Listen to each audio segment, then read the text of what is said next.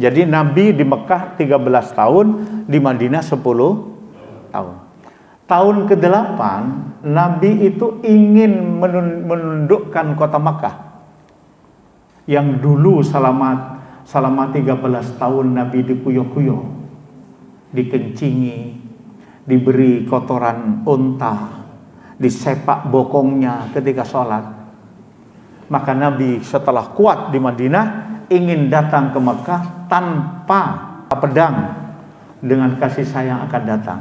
Tetapi sahabat-sahabat Nabi mencatat 12 orang yang dulu mengkuyo-kuyo Nabi. Catat. Tak bilang ke Nabi, tak pateni besok di Mekah. Dan Umar bin Khattab itu kan singa padang pasir. Ya toh? Dicatat itu tak pateni, Bang. Salah satu yang tercatat 12 itu namanya Ikrimah. Masih ingat? Ikrimah itu anaknya siapa? Abu Jahal. Masih ingat? Saya mau ulangin. Kenapa? Karena dia anaknya Abu Jahal. Maka dia yakin kalau mau dibunuh, lari dia. Lari ke rumahnya siapa? Ketika dia naik perahu, ini gelombang besar. Gelombang besar diterpa Ikrimah itu. Apa kata Ikrimah? Aku akan meminta kepada Tuhannya Muhammad. Kalau memang aku selamat, berarti Tuhannya Muhammad benar, begitu. Gelombang besar. Apa katanya Ikrimah? Ya Tuhan Muhammad, aku Ikrimah, selamatkan aku dari terpaan ombak ini. Saya tidak tahu apakah itu adalah merupakan takdir mubrom, apakah takdir mu'allaq, saya tidak tahu. Tetapi yang jelas Ikrimah selamat. Apa yang dikatakan Ikrimah kepada istrinya? Istrinya itu namanya Ummu Hakim. Wahai istriku, aku mau masuk Islam. Istrinya sudah masuk Islam, Ummu Hakim itu. Bahagia kan suaminya masuk Islam? Iya suamiku, tetapi aku takut dibunuh oleh Muhammad. Apa katanya Ummu Hakim? Tidak suamiku, Rasulullah itu tidak seburuk yang kau duga.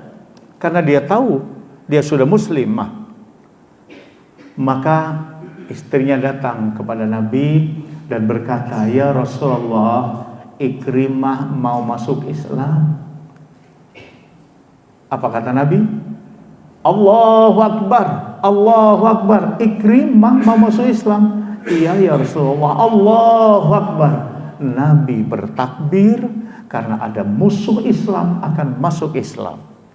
Ketika Ikrimah datang ke hadapan Nabi dengan pucat takut dibunuh, sementara sahabat-sahabatnya pedang terhunus, takut Ikrimah.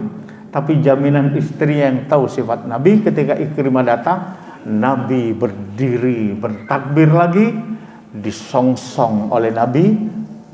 Bukan Ikrimah yang datang Nabi, tapi Nabi menjemputnya, dipeluknya, diciumnya dengan takbir oleh Nabi. Ini legowonya Nabi, lapang dadanya Nabi ketika orang yang dulu membencinya datang untuk masuk Islam. Kita harusnya punya seperti itu.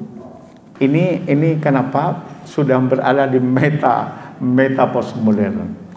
Allah itu menjaga Nabi Muhammad dari kejahatan manusia. Allah sudah berjanji menjaga Nabi Muhammad, tetapi kenapa Allah masih menyuruh Nabi untuk berlindung kepada Allah? Ya, karena Allah tahu bahwa ada manusia yang suka dan ada yang tidak suka. Bapak kumpul di masjid ini, mesti ada orang yang senang, ada orang yang tidak senang.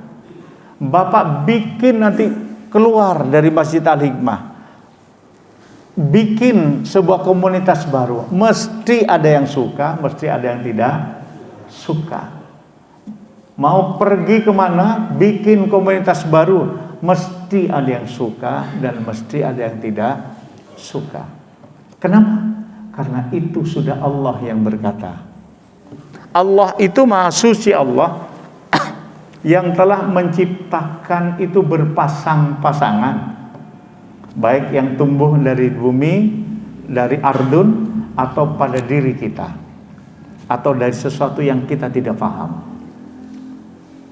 Ada laki, ada perempuan kalau dari kita. Kalau dari alam, ada siang, ada malam, pasangan.